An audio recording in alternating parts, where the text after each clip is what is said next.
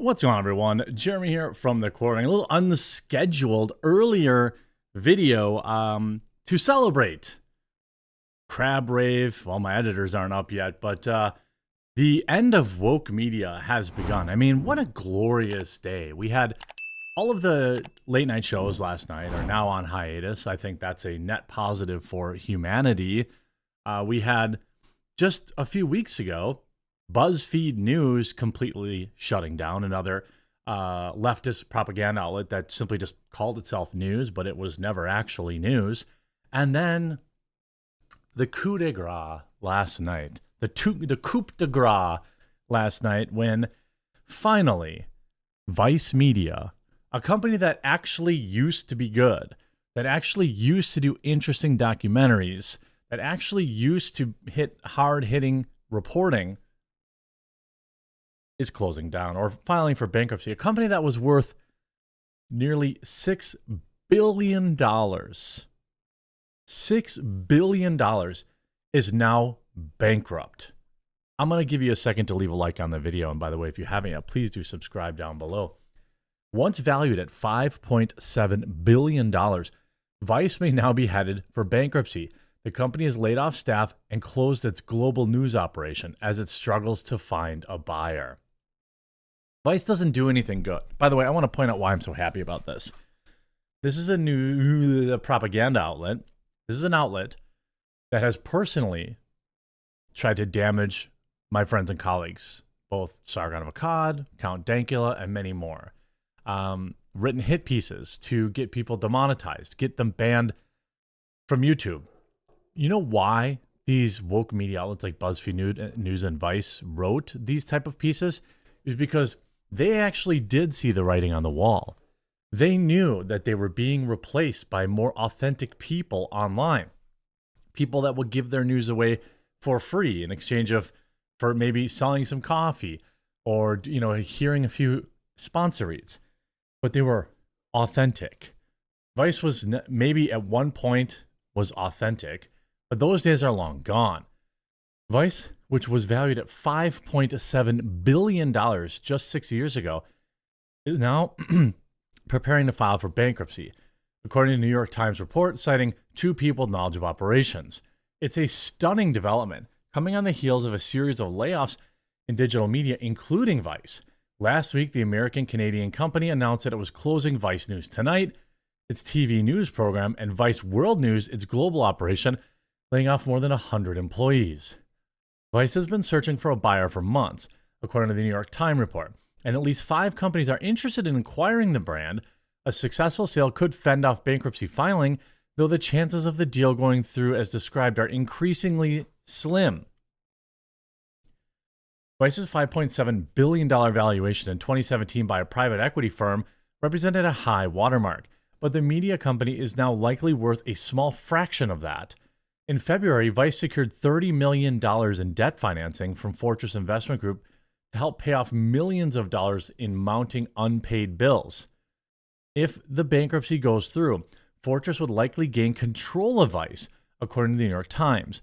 The company would continue normal operations during a 45-day auction period, with Fortress in the front position to acquire. Essentially, Fortress has the right of first refusal to own it because it lent that $30 million, if I'm understanding this correctly, or they have the option to sell it off and hope to recover some portion of that $30 million. But again, we're talking $30 million from a $5.7 billion company.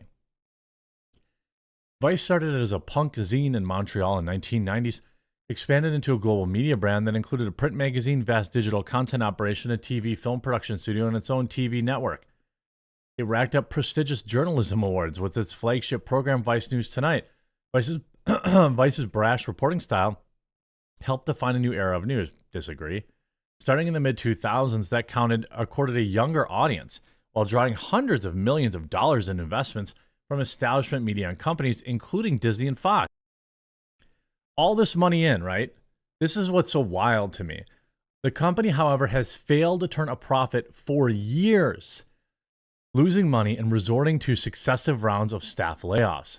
It has been a tough few months for media, Last month, BuzzFeed laid off staff, closed its news operations. Vox, Gannett, NPR, 538, National Geographic, and the Washington Post have all announced layoffs amid a downturn in advertising. Look, there is a downturn in advertising. I can tell you unequivocally there is. I would say, month over month, my earnings are down, I don't know, 30%. It's not insignificant.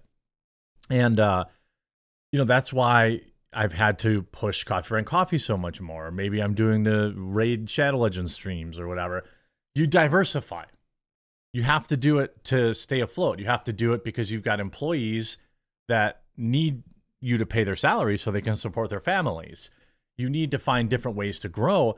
But like BuzzFeed, Vice, all these woke media companies that were simply propped up by huge leftist investment dollars, apparently, never really did that. And they never really adapted to the new style of news, which is essentially back to its roots, 100% funded by, the consumers of that news. If you look at Daily Wire, you look at Timcast, you look at The Publica, which is my news company, we're never going to be able to survive on ads. We have to survive on providing people with content that they're willing to join as a member and support with their dollars. That's the new media.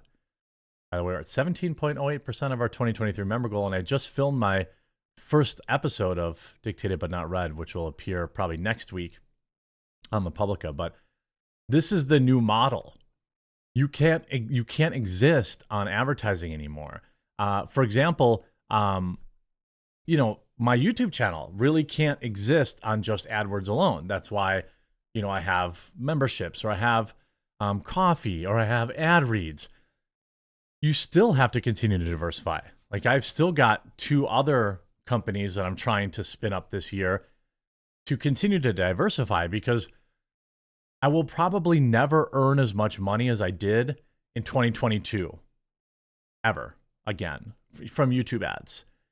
And now it becomes a game about, okay, well, how much coffee, tea, and cocoa can I sell to offset? Can I release my own VPN?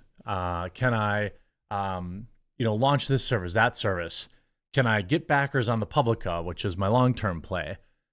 These are all things that I really should have started 3 years ago. But the writing's on the wall, and, it's better late than never, I would suppose.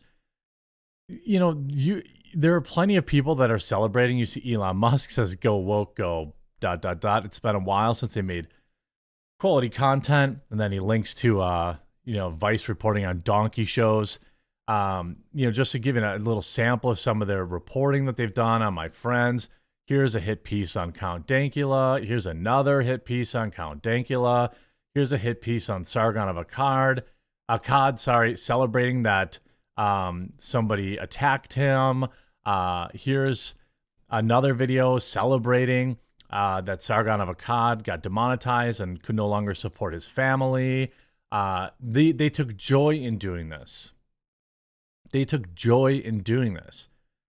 And now I take joy, and I hope you've left a like on the video, and I hope you're taking joy in the collapse of woke media. You see, BuzzFeed News, this was only a few weeks ago. BuzzFeed News, which dragged media into the digital age, shuts down. BuzzFeed News is another perfect example. If you don't earn, so they lived and they got fat off people who would just consume anything. I mean, I think it was BuzzFeed that was had their own pots and pans that they used to sell. They had a lot of different ways that they were making money through ads on their websites. But ultimately, in 2022, it began the shift where you couldn't exist as a news agency or even as a media personality without direct financial support from your viewers. These businesses never pivoted. By the time they had pivoted, no one actually valued them enough to open their wallets and support them. Now, look around. I mean, I'm just being honest here. It's for example, we're trying to fund the Publica, right? It's going to be extremely hard because people are already paying Tim. People are already paying Daily Wire. People are already paying Crowder, maybe less now, but they are.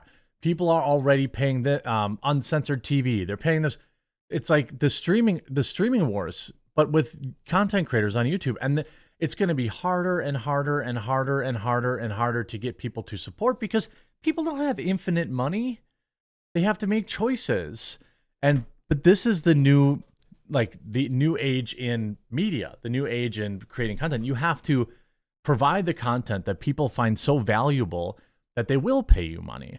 And that's just something that Vice never did and BuzzFeed never did. And I couldn't be happier that both of them are gone. I hope Vice's website, and you know what? Here's to Kotaku being next, the Mary Sue, all these all these other websites. See what I mean? Like Vice is now like, oh, sign me up to my mail list so I can market to you. No, I don't value Vice. You cannot have my information to sell. And a lot of people must have agreed with me. I hope you enjoyed this video. If you did, make sure you leave a like on it, and we'll talk to you again real soon.